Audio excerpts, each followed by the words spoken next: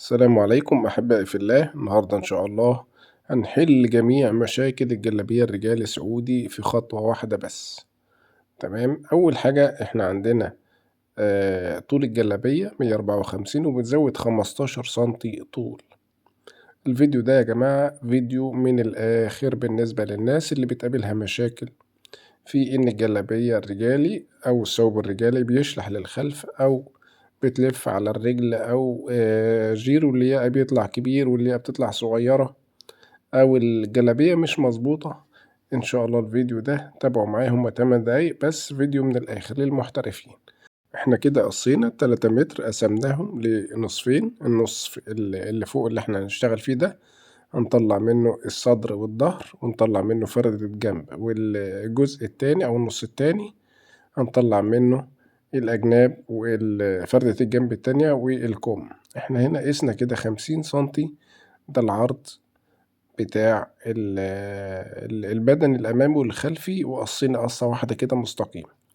كده الجزء ده اللي أنا شلتها دي فردة الجنب، والاتنين دول الصدر والظهر أو البدن الأمامي والخلفي. بطبق كده واتبعوا الطريقة دي، طريقة سهلة جدا وجميلة جدا علشان الناس اللي عايزة تعمل جلابية رجالي بدون أي أخطاء خالص نهائي. احنا طبقنا البدن الأمامي والبدن الخلفي. أنا بكوي علشان أوريكم الطريقة يعني إيه، علشان تفهموها. طبعا وانتوا بتقصوا مش هتكوا حاجة خالص، بس اتبعوا الطريقة علشان تفهموها الأول، كل حاجة قدامكم كده، وبعد كده اشتغلوا براحتكم.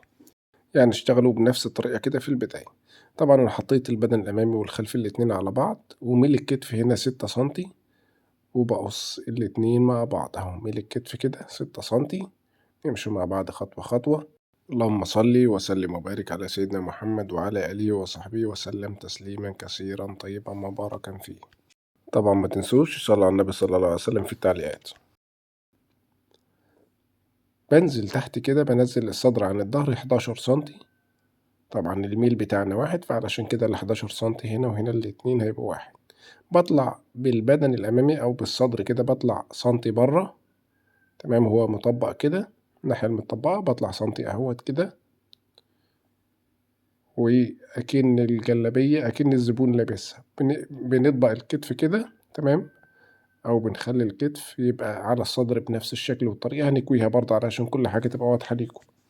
الفيديو ده يا جماعة يعني فيديو يعني المفروض أي حد يعمل مشاركة للفيديو كده. والفيديو ده إن شاء الله عايزين الفيديو ده يوصل على الأقل خالص 10,000 لايك إن شاء الله بإذن الله. عندنا دوران اللياقة 42، بقسم على 6 بيطلع معايا 7 سنتي، بقيس العرض 7 سنتي، وبنزل خط مستقيم كده بالمسطرة، وبدور بقى بالمزورة كده. تمام أهو، 42 دي 21 سنتي. تمام، طبعا احنا بنقص على النص، 21 في 2 ب42 سنتي، وبدور كده بالماركة كده دوران اللياقة من هنا كده. ولسه في تركاية هنعملها صغيرة، نركز مع بعض ندور تاني ونتأكد من مقاساتنا. 21 سنتي كويس جدا. هنا نقطة مهمة جدا برضو اهي ببينها لكم جامد. الزيادة دي طبعا لازم الكتف يقابل بعضه مظبوط. بنزل حوالي 20 سنتي كده، وبشيل الزيادة كده وانزل على مفيش، علشان طبعا الكتف لازم يقابل بعضه. بالنسبة للظهر هاجي الجزء اللي فوق ده انا مش هاجي ناحيته خالص، من بعديه كده، وهنزل برضو على مفيش بنفس الطريقة كده اهو. وبدي الفرد ده اللي هيركب عليه الكم. تمام، نقص دوران اللي ناخد الصدر لوحده كده، أو تاخدوا الاتنين مع بعض، تبقى طبعا بوظتوا الظهر.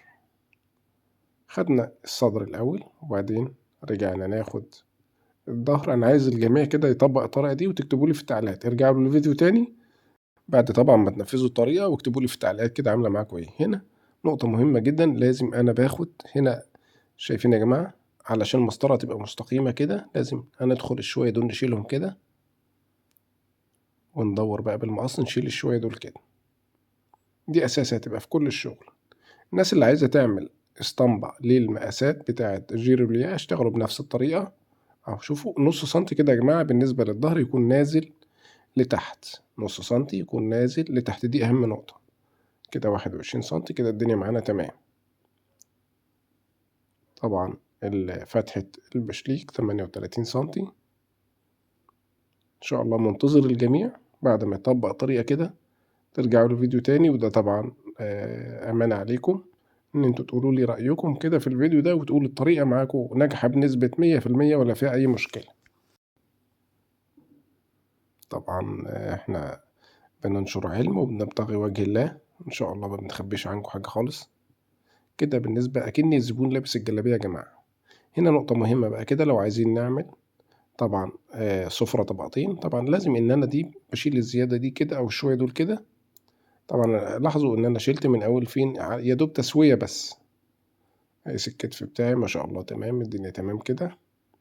هنا بقى لو عايز أعمل سُفرة طبقتين باقيس 16 سنتي كده من الفردة دي، وباشد خط كده، وباقص هنا السُفرة بنفس الطريقة. نقطة مهمة جدًا برضه بالنسبة للضهر من تحت كده هننزل 2 سنتي من هنا كده، ونشيل الزيادة دي طبعًا بتريّح في لبس الجلابية جدًا، وبتخلّي الجلابية ما تبقاش فيها عبعبة من الضهر ولا حاجة.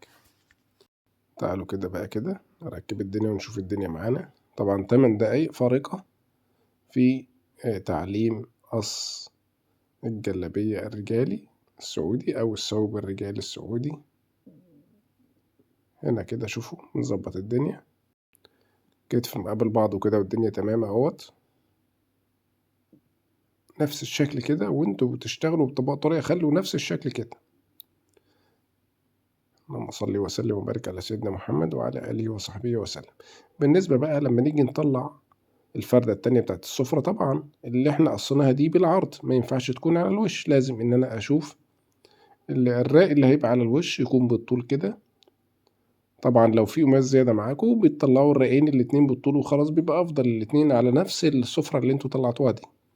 ما فيش فبتشتغلوا عادي خالص، بنخلّي اللي بالطول هو الوش، واللي بالعرض اللي فوق دي بتبقى من جوّه تمام، علشان الطول يبقى باين علشان على الوش علشان الشكل يبقى تمام والسفرة مشدودة كويس.